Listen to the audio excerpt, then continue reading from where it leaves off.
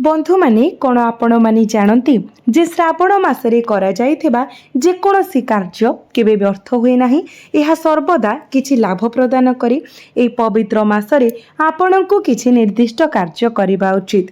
पांचटी विशेष कार्य सविशेष कहिबाको गले जदि आपण एही पांचटी कार्य मध्यरु गोटिए भी कार्य आपण सच्चा हृदय करती तेबे एही श्रावण मासरे आपणक जीवन संपूर्ण भावरे परिवर्तन होइजिब।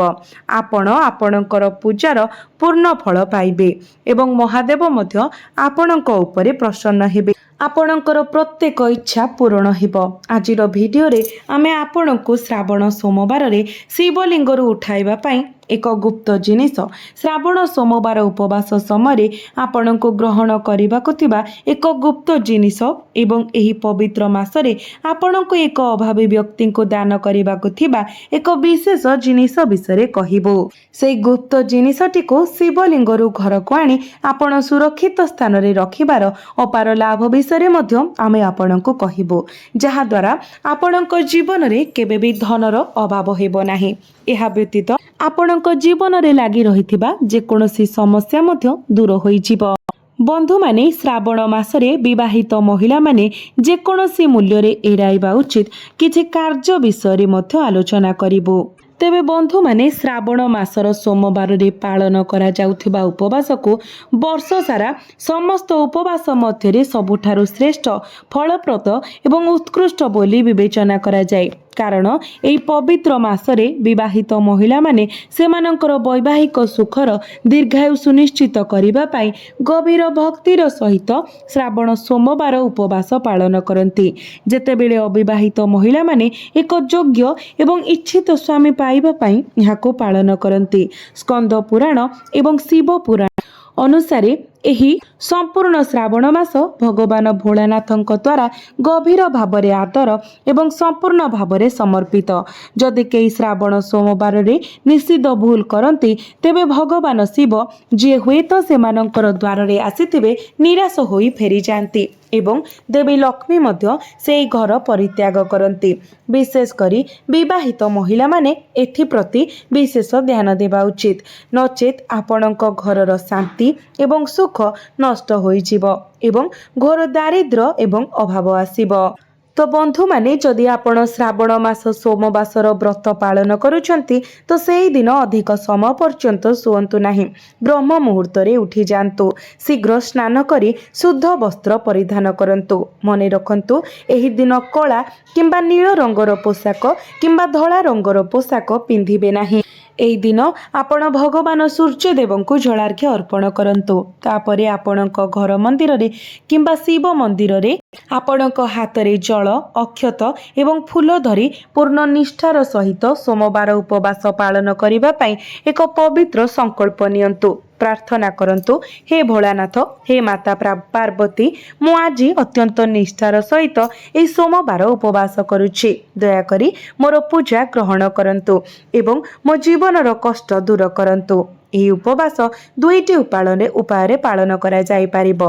आपणक शारीरिक क्षमता एवं भक्ति उपरे निर्भर करी आपण एक निर्जला उपवास किंबा एक फलाहार उपवास करि पारिबे। एहा परे आवश्यक पूजा सामग्री संग्रह करंतु। विशेष करी ताजा एवं अक्षत बेलपत्र, गंगाजल, कंचा गाई क्षीर, ताजा दही, शुद्ध महू, देशी घी, धला चंदन, भस्म, धातुरा अर्थात दुदुरा, अरख किंबा अपराजिता फूल, धला कपड़ा, अखंड चाउल दाना, नैवेद्य पाई एक दीप, धूपकाठी, कर्पूर एवं ऋतुकालीन फल एवं मिठा।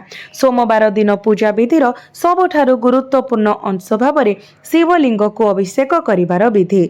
प्रथमे शुद्ध जल किंबा गंगा जल ढाली शिवलिंग को स्नान करांतु। तापरे कंचा गाई क्षीर अर्पण करंतु। यापरे दही, शुद्ध देशी घी, महू एवं चीनी किंबा शैल चीनी व्यवहार करी क्रमागत भावरे पंचामृत स्नान करंतु। एही पांचटी उपादान सहित शिवलिंग को स्नान कराइबा परे एहाकु पुनर्बार शुद्ध जल किंबा गंगा जल सहित भल भावरे धोई सफा कपड़ारे पोछि सुखाई दियंतु। तापरे महादेवंकर प्रिय धला चंदन पेस्ट व्यवहार करी त्रिपुंड लगांतु एवं भस्म एवं अक्षत अर्पण करंतु। दयाकरी ध्यान दियंतु जे भगवान शिव को हलदी किंबा कुकुम अर्पण करा जाए नाही। तापरे गभीर भक्तिर सहित 3टी पत्र सहित एक अक्षत एवं बेलपत्र नियंतु। तापरे चंदन पेस्ट व्यवहार करी राम किंबा ओम नमः शिवाय लेखंतु एवं ओम नमः शिवाय मंत्र जप करने समय एक बेलपत्रर मर्षुण पार्श्व को शिवलिंग उपरे अर्पण करंतु। या सहित महादेव को दुदुरा भांग सामी पत्र एवं धला अरख फूल अत्यंत भक्तिर सहित अर्पण करंतु। तापरे भगवान शिवंक सम्मुखरे शुद्ध घीर दीप जाली दियंतु। धूप काठी जाली ऋतुकालीन फल किंबा मखाना खीरी सहित नैवेद्य अर्पण करंतु। तापरे शांत मनरे शिवलिंग सम्मुखरे बसी ओम नमः शिवाय महामंत्र अति कमरे 108 थर जप करंतु किंबा आपणक भक्ति उपरे निर्भर करी 5 ରୁ 11 माला परिक्रमा करंतु। या सहित शिव चालीसा शिवतांडव स्तोत्रम किंबा महामृत्युंजय मंत्र पाठ करने द्वारा चमत्कार फल मिलिथाए। पूजा समाप्त हेबा परे ठिया हुअन्तु, कर्पूर जलांतु एवं भगवान शिवंकर आरती गान करंतु जेपरिकी जय शिव ओंकार किंबा कर्पूर गौरम करुणावतारम। एई मंत्र को आपण जप करंतु। श्रावण सोमवार उपवासर पवित्र कहानी शुणंतु किंबा पढ़ंतु कारण यह शुणिबा बिना उपवासर संपूर्ण लाभ प्राप्त हुए नाही। आरती समाप्त हेबा परे निजे भोग सेवन करंतु एवं एहाको आपणकर समग्र परिवार एवं पड़ोसींकर साथी भक्त मानक मध्यरे प्रसाद आपण बंटन करंतु। तापरे संध्यारे आपणकर हाथ एवं पाद धोई दियंतु। भगवान शिवंक सम्मुखरे शुद्ध घीर दीप जालंतु। पुणी आरती करंतु एवं जेकोसी त्रुटि किंबा भूल पाई महादेवंक ठारू क्षमा प्रार्थना करंतु।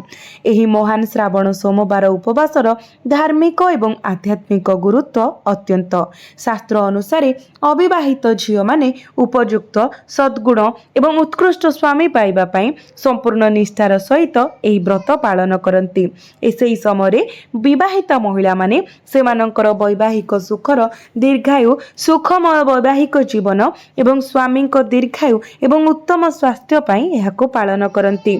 पुरुष माने श्रावण सोमवार व्रत मध्य पालन करंती जहा द्वारा सेमाने उत्तम स्वास्थ्य अपार धन व्यावसायिक वृद्धि संतान संतति सुख एवं जीवन रे समस्त भौतिक एवं आध्यात्मिक इच्छा पूरण पाई आशीर्वाद पाती। किंतु मने रखंतु आपण केबे भी शिवलिंग रे केसर हलदी शंख रे पानी नड़िया पानी एवं तुलसी पत्र अर्पण करने उचित नुहे कारण यही जिनिस गुड़िक भगवान शिवंक पूजारे कड़ा निषेध बोली माना जाय थाए। यह व्यतीत श्रावण सोमवार रे एमिति कि संपूर्ण श्रावण मासरे तामसिक खाद्य जेपरिक माछ मांस अंडा मद्यपान एसबु करने उचित नुहे एवं सोमवार दिन पियाज रसुण मध्य सेवन करने उचित नुहे। जो माने श्रावण सोमवार समय एई जिनिस सेवन करती से माने निज घरे अभाव को आमंत्रण करती। एई मासरी उपवास हेउ किंबा साधारण दिन गुड़िक मिछ कहिबा अत्यधिक क्रोध करिबा अन्य मानक प्रति द्वेष किंबा ईर्षा पोषण करिबा एवं निंदा करिबा संपूर्ण निषेध। बंधु माने शास्त्र अनुसार श्रावण सोमवार व्रत को सर्वोत्तम व्रत भावरे माना जाय थाए जहा तुरंत फल प्रदान करे कारण एई पवित्र दिन रे भगवान भोलानाथ एवं माता पार्वती को एक सच्चा हृदय रे पूजा करिबा द्वारा स्वाभाविक भावरे व्यक्ति को समस्त सांसारिक सुख सुविधा प्राप्ति होई थाए एवं समस्त प्रकार दुरारोग्य कष्ट मानसिक चाप दुख एवं दारिद्र्यतार मध्य मुक्ति मिली थाए। एई पवित्र सोमवार रे किछि विशेष एवं गुप्त पूजा करिबा द्वारा व्यक्ति अनेक जीवन धरी अजाणतरे करितिबा समस्त पाप एवं दोषरु स्थायी भावरे मुक्त होई पारिबो। जदि आपण एई पवित्र मासरे एक सच्चा पवित्र हृदय एवं भक्तिर मनोभाव स्वार्थपरता मुक्त सहित भगवान शिवंकर सेवा करती तेबे महादेवंकर कृपा राताराती आपणकर सुप्त भाग्य को परिवर्तन करिब आपणक जीवन रे चमत्कार परिवर्तन आनिब। बंधु माने जदि आपणक परिवार रे स्वामी एवं स्त्री मध्य प्रातः विवाद लगी रहुछि किंबा द्वंद्व लगी रहुछि तेबे पवित्र श्रावण सोमवार रे जेकोसी दिन उत्तर दिग को मुह करी सारा घरे गंगा जल सिंचंतु एवं मुख्य प्रवेश द्वार रे गाई घीर दीप जलांतु। यह नकारात्मक शक्ति को द्वार दे दूरेई देई थाए जहा सुख एवं समृद्धि को प्रवेश कराई थाए। जदि श्रावण मासरे आपण नियमित बेल गछर पूजा करती, बेल गछ मूल दीप जलती, क्षीर अर्पण करती किंबा जल अर्पण करती तो यह द्वारा माता पार्वती एवं भगवान भोलानाथ उभय प्रसन्न होइथांती। यह आपणक कुंडली रे सुप्त भाग्य को जागृत करे एवं दारिद्र्य को सबुदिन पई दूर करिथाए। श्रावण मासरे प्रत्येक दिन आपण गाई को रुटी खुआइबा उचित एवं रुटी खुआइबा समय ओम नमः शिवा मंत्र जप करिबा उचित।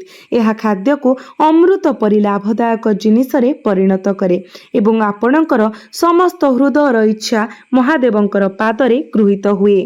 जदि आपण मध्य आपणक व्रतर लाभ पाइबाकु चाहती तेबे ई समस्त नियम को संपूर्ण भावरे पालन करंतु।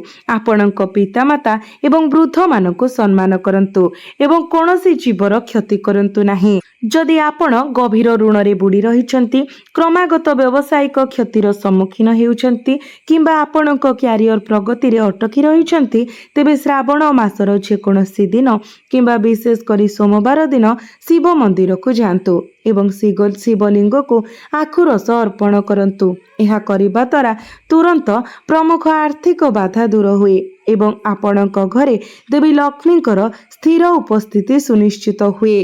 श्रावण मासरे जदि प्रत्येक दिन आपण शिवलिंग रे मुठाए अक्षत अर्पण करती तो यह द्वारा अटकी रहिथिबा धन पुनरुद्धार होइथाए। पैतृक संपत्ति संबंधी विवादर सबुदिन पई समाधान हुए। जो व्यक्ति माने निज कुंडली रे राहु केतु किंबा शनिकर कठोर अशुभ प्रभाव रे पीड़ित से माने श्रावण मासर जेकोसी दिन कला राशि मिश्रित जल व्यवहार करी शिवलिंग रे जलाभिषेक करने उचित। यह काल सर्प दोष एवं पितृदोषर प्रभाव को तुरंत निष्क्रिय करे एवं राहु एवं केतु द्वारा हेउथबा समस्त मानसिक कष्ट को दूर करे। श्रावण मासर महामृत्युंजय मंत्र जप करिबा जमराजंक कबलरू रक्षा पाइबा सहित समान। जो माने नियमित भावरे रुद्राक्षमाला व्यवहार करी महामृत्युंजय मंत्र जप करती से माने सेमानंक घरे अकाल मृत्यु एवं गंभीर रोगर भयरू सर्वदा मुक्त रुहंती। जदि आपणक घरे बारंबार विवाद घटे किंबा परिवारर सदस्य माने सबुबेले मतभेदरे रुहंती तेबे पवित्र श्रावण मासरे जेकोसी दिन उत्तर दिग को मुख करी घरे गंगा जल सिंचंतु एवं मुख्य प्रवेश द्वार रे गाई घीर पूर्ण दीप जलांतु। यह आपणक घर पई शुभ फल प्रदान करिवो। जो माने श्रावण मासरे भगवान शिव को दुदुरा फल एवं भांग अर्पण करती सेमानंक पई गुप्त शत्रु एवं आईनगत विवाद स्थायी भावरे समाधान हुए।